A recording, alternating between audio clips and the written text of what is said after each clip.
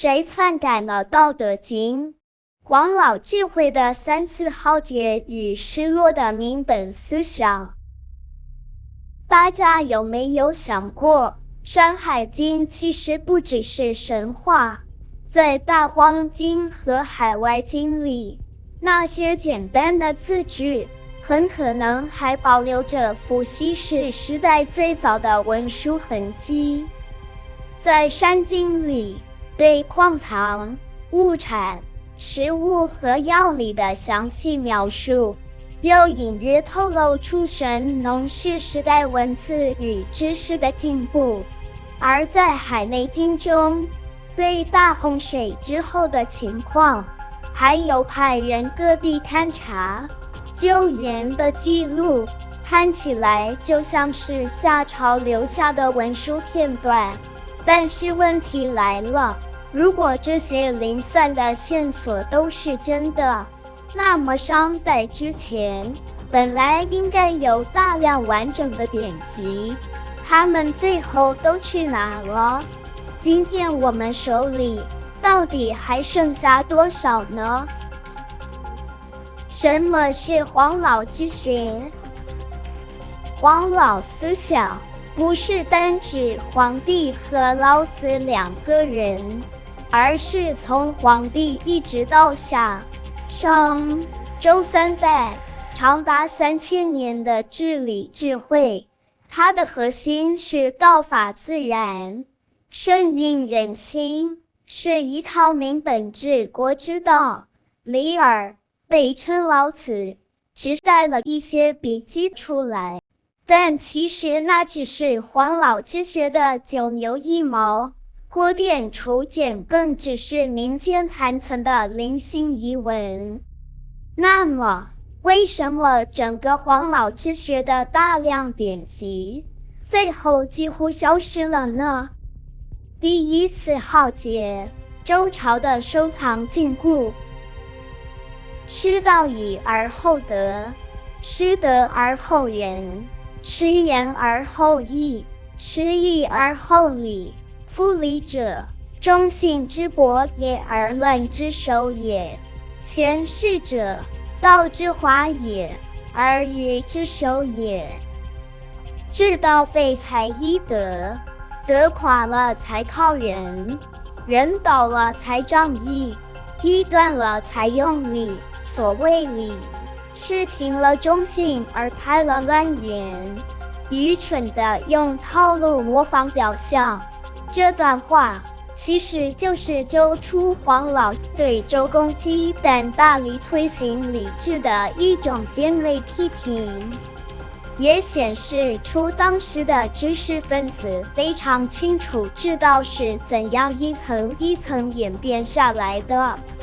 他们明白礼到底是怎么回事，绝不像后来的儒家，把礼说成是人的根本，甚至喊出克己复礼为仁，一日克己复礼，天下归仁焉。这种说法，那就好像老师只教学生50分的内容，却要求全班考70分一样荒谬。那为什么周初的知识分子看得清楚，而几百年后的春秋学者却糊里糊涂呢？关键就在于周朝要推动家天下，建立宗法礼制，而黄老思想就是最大的障碍。于是周王室开始大量收集古籍，表面说是收藏典籍，实际上是把它们禁锢起来，不让自由流传。结果黄老之学在民间的传播就被切断，只能靠口耳相传，零零碎碎，甚至带点怪异地流传下来。第二次浩劫，秦朝的茶尽焚毁。到了春秋战国时代，因为各国之间竞争激烈，都需要各方面的人才，所以整体的学术风气相对比较开放。再加上天下分裂，周王室原本压制的那些学术思想又重新活跃起来。不过，经过长期的君本思想驯化，人们已经习惯了从上而下去思考问题，慢慢失去了民本思想的那股活力。像孟子提出民贵君轻这样的观念，竟然成了历史上的沽名绝响。等到秦国进行变法的时候，本来应该可以像西方那样，把法律建立在以民为本的基础上，结果却被扭曲成一套君本的法律，还是由上而下的统治工具。秦始皇统一六国后，要彻底推行严苛的法制，就用更激烈的方式焚毁古籍，甚至坑杀知识分子。结果，除了刑法、农业、医药之外，民间再无其他典籍流传。所幸秦朝二世而亡，知识分子虽然遭受重创，但并未被杀尽，他们还能记得一部分内容。后来再加上考古出土，才使汉初的学术得以部分恢复。第三次浩劫，汉武帝的篡改。到了汉初，文景之治采行黄老思想，社会稳定而富庶。但汉武帝刘彻想要建立专制集权，他不能公开否定父祖的黄老之道，只能打着学术编修的名义，对古籍进行大规模篡改。他把民本思想偷换成君本思想，把本来约束统治者的王道紧箍咒转变成强加在人民身上的顺民紧箍咒，这就是《道德经》被改得面目全非的关键。汉武帝这招其实很厉害，但也很绝。他不是直接用武力压制，而是在关键地方动手脚，偷偷换掉原本的概念。结果就是人在不知不觉中被洗了脑，记忆里的核心价值被改掉了，原本可能会反抗的力量，反而转过来支持统治者。这有点像武侠小说里的九阴假经，修炼的人还以为自己学到真本事，结果逆行经脉走火入魔。就算最后练成了天下第一，也只是个既可怕又可怜的疯子。可怕的是政权，如中共国；可怜的是百姓，如中国人；疯狂的是政策，如炼丹炉。而这段历史对今天的西方文明也很有警示。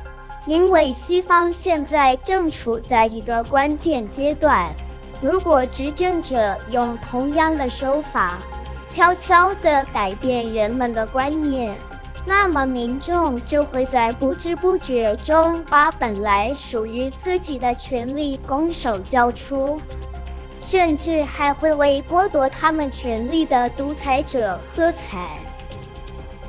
哪个版本最可靠？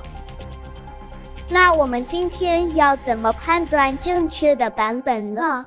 马王堆帛书没有避讳刘邦的邦字，内容必然是前秦版本，所以可信度最高。郭店楚简，他发掘自战国楚墓，当然用不着避讳邦字，但字数与内容与其他版本有很大差距，更像是口耳相传的民间笔记遗存，所以可信度之次。马王堆竹简有避讳刘邦的邦字，改为国，却没有避讳刘恒的恒字，所以它应该是汉初版本。可信度列第3。综合来看，帛书版最可信，其次是楚简，再其次是竹简。黄老之学可能在哪里？还有一个问题，既然流传下来的那么少，那么完整的黄老之学会不会还存在某个地方？答案很可能是秦始皇陵，因为秦灭周之后，把周朝的重宝典籍全都运回咸阳。传说中的大禹九鼎、古代经典都可能被封存在那里，这也能解释为什么秦始皇懂得连山易，甚至对世界地理了若指掌，因为他可能拥有《山海经》的原本，不是后世那种神怪涂鸦版，而是真正详实的古代地理博物志。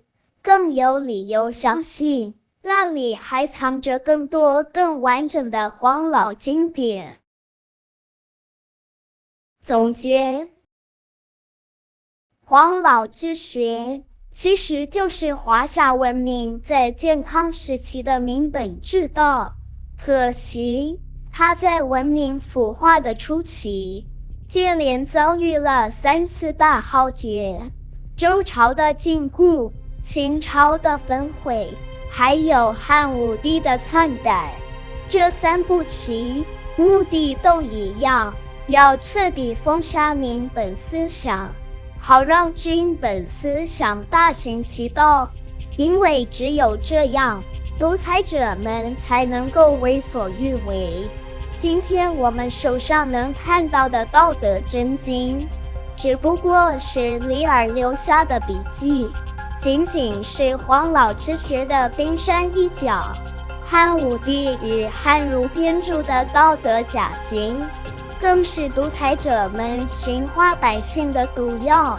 真正完整的黄老智慧，也许还是埋在始皇陵里，等待有一天再被世人发现。